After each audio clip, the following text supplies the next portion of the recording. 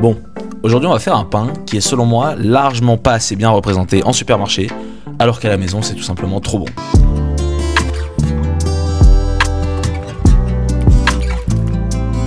On commence tranquille. Avec 5 g de levure sèche, tu vas mettre 150 ml d'eau tiède. Tu mélanges vite fait, tu laisses reposer 10 minutes le temps que ça bulle. Tu verras, si ça mousse comme un cappuccino, c'est très bon signe. Ensuite, dans un saladier, tu mets 250 g de farine à pain, 3 g de sel, 12 g de sucre et tu balances ton mélange de levure dedans. Tu mélanges jusqu'à avoir une pâte bien moche. Tu la sors sur un plan de travail et tu pétris 10 bonnes minutes. Tu tires, tu replies, tu presses, comme si tu massais ton stress de la semaine, mon pote. Au bout d'un moment, t'as une boule toute lisse, toute douce, genre tu veux presque dormir dessus. Tu mets ça dans un saladier huilé, tu couvres avec un torchon humide ou du film plastique, c'est pareil, et tu laisses pousser 1 heure. 1 heure plus tard, la pâte a doublé de taille, donc tu prends ton poing, tu mets une petite patate, une agression, juste un petit dégazage d'amour, tu la mets sur le plan de travail, tu la coupes en 3 morceaux égaux, tu formes des boules bien serrées, tu couvres et tu laisses reposer 10 minutes. Pendant ce temps, tu peux mélanger ce que tu veux pour en faire un toppings pour ton pain. On revient sur nos boules, donc là tu les roules, puis tu les formes en forme de bagel. Attention à ne pas faire un trou trop large, ça va s'agrandir à la cuisson. Tu huiles une plaque que tu vas venir préchauffer dans ton four à 220 degrés avant de chauffer une casserole douce. Quand ça frémit, tu plonges les bagels 1 à 2 minutes de chaque côté. Si tu laisses 1 minute, tu auras en fait une vraie texture moelleuse. Plus t'attends, plus c'est caoutchouteux, ça c'est selon tes goûts. Tu les sors, tu les égouttes bien, puis tu les plaques sur ton assaisonnement et tu les balances au four 20 minutes à 220 degrés.